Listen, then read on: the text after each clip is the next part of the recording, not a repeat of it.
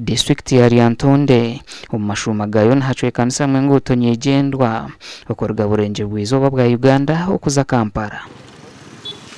Indijo mihande kukiro muri Lyantonde harimo gwa Kochi, Rwengo, Sembabure na Nyabushozi. Konketse bikona kakwate ka kaburo muri Lyantonde neya. Kabula irene byafayo byayo.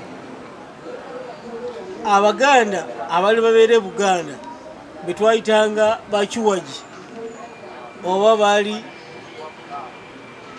abakozi b'ebikolobero baddukanga okuva mu Buganda ne bajjeno ne basenga mu ssaza ly'e Kabula kubanga ensi eno yali ya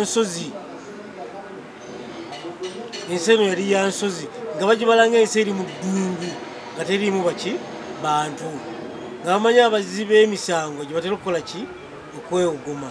District eji erimu akashozi k'enyanga z'amabara gehunzire agagereka ino mishoni etari ya burijo. Omucanga eki harimu amagomborora mukaga na tawuni kansu 2 kandi ubwo hatubine umuhendo gw'abantu abarikweshumba mu mitwaro 14 benganda zitari zimwe na zimwe.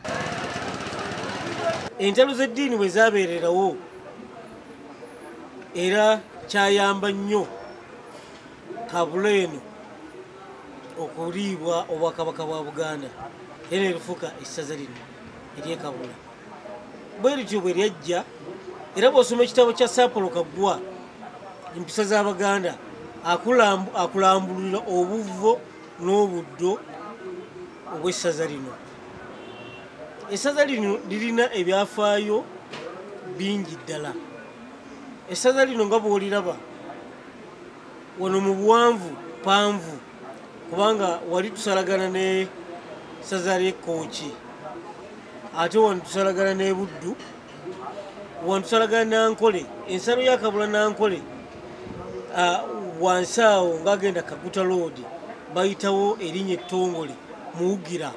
Ababino obutale bw'amatungo bukuru nka Kyemamba, Kyenshama, Kashagamana na Bigoye obwakubire n'obushagike entaasya y'ebyanga konka batuura nibetombwitangwa entunguuka ekiremere. Twabiriisa ententuri ezembi enungi eza Kampala kandi empya itukurya naye bagituseera ekyo nakyo kitumbagiza obuheereza omu kicweka.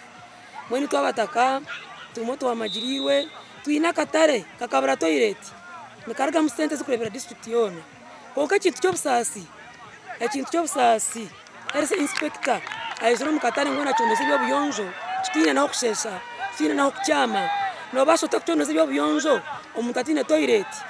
Kariro Town Council n'emwe Town Council zinsya ezatandikirweho emyaka nk'etaano ehingwire konka hiina hiturigire nahitwahika konka harimu ebikishobere nkaki Town Council yitu yatandika twine challenge y'enguuto titwakafunaga sente z'enguuto kandi enguuto nicyo kimwe aha bintu ebikukirayo kubustinga obuheereza omu bantu akuba ensi yitu n'ey'abahingi n'abariisa konka ebihingwa byaitu na n'eby'oburiisa bwaitu twatafunire enguuto nungi z'okubitambuza nituba nitucumbagira.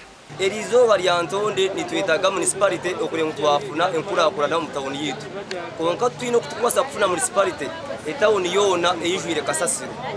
Tulina okutukwasa kufuna municipality etawuni abantu nibeyongera kucendeera aha bwibura mirimo. Tulina okutukwasa kufuna municipality tutiine factory n'emwe omu tawuni.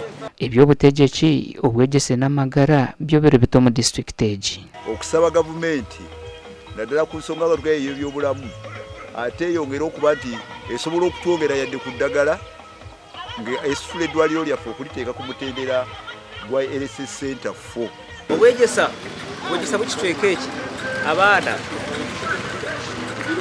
bakatombekera isomero lya St. John's n'obumanyi konka ab'okugira ngu abantu b'ekicweka eki abakukira obwingi nibarigiramu n'ahansi waza kutwara ekidanka kamera kareba abatsigazi abari yakyaro tebakugenda munonga ahujja ngo amasomero ga primary nibaza kuruga mu primary bagabo baruhire. Omu district egi taba mugera gwona kandi ibura ly'amaizi nicyo kizibu kisingireyo kuteganisa abayo.